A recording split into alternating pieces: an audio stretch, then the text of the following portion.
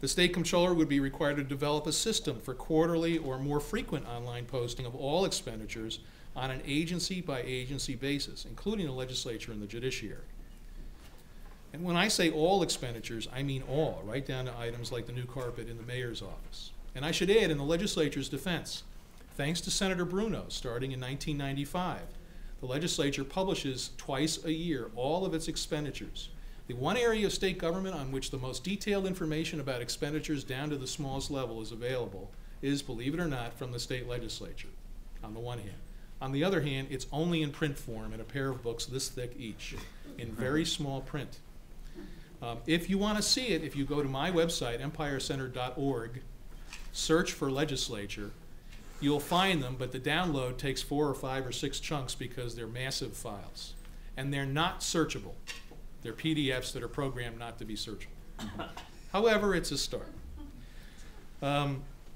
Most importantly, though, these requirements should not be limited to state government. They should be extended to every level of local government: counties, cities, villages, towns, school districts, and special districts. The biggest of them, like the city of New York, could be the first to start. The city has a much more transparent financial management and budgeting system than the state of New York does, and actually would be well positioned to do this first. Fortunately, and thanks in part to Governor Carey, New York has a strong foundation on which to build here in the form of our Freedom of Information Act, known as FOIL, which was signed into law 31 years ago. The FOIL law creates the presumption of public access that's the prerequisite for true transparency in government. New York's FOIL statute is a model for other jurisdictions, and this is due to, in no small measure, to the fact that when it was created, the law also established an oversight agency known as the Committee on Open Government. Even better, the committee's been headed for most of its existence by the same exceptionally able, honest, and effective public servant, who is the aptly named Robert Freeman. In case you don't know, then that's a great name for a guy who's in charge of open government, and he's a great guy. Building on this example, once a solid transparency and accountability law is enacted in New York, we should probably also establish an oversight agency to provide assistance and to monitor compliance with the law. Is all this level of transparency a hopeless reformer's dream? Not at all. Under the circumstances, particularly the most recent circumstances, there are grounds for optimism that such a law could make it through the Albany sausage machine. Consider, for example, what's been happening in the last few years in the area of member items. Up until the mid-1990s, these expenditures could be tracked as line items added to the governor's budget by the legislature. You could look in the budget, and it wasn't easily searchable. In fact, this was the pre-personal computer days. But you could leaf through and find the item where the legislator was steering funds for Little League uniforms to somebody in Saybrook. You didn't know which legislator was doing it, although you could guess, and you didn't know how many uniforms they were buying, but you knew that it was there.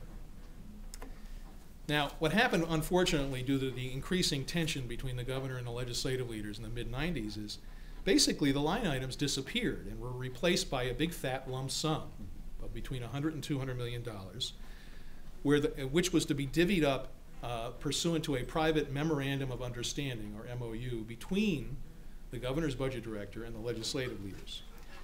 So, as a result, for a few years, comprehensive information on member items simply wasn't available to the public. Then, in 2006, both the Albany Times-Union and my organization, the Empire Center, obtained copies of the memorandum from the Budget Division through the FOIL process. We posted 3 years' worth of lists, something like 14,000 member items, prominently on our website, and we were deluged with thousands of hits from across the state. Calls for more disclosure were picking up steam around the state. A few weeks later, in April 2006, Governor Pataki vetoed the member items for fiscal 2006-07, along with billions of dollars in other spending additions by the Senate and the Assembly.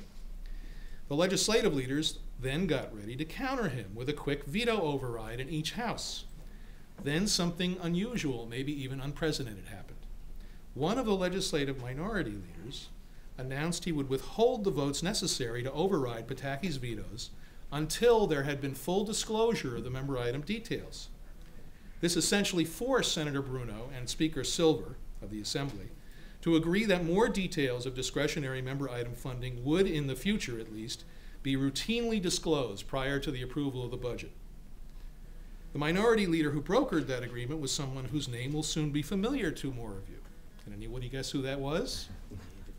David Patterson. So, it's too early to predict how the next governor will approach the pressing and complex budget issues he inherits. But Mr. Patterson's record indicates that he's a friend of transparency and accountability in government. And so in this area, at least, there's hope for further improvement and reform. Now, I hope I've been able to provide some thought-provoking ideas that will inspire plenty of questions. I want the students in the room to know that I'm going to dispense with the quiz on the periodic table afterwards, so you can stop looking at it. And I think I'll stop right now and then begin taking questions on whatever basis you want, Seymour.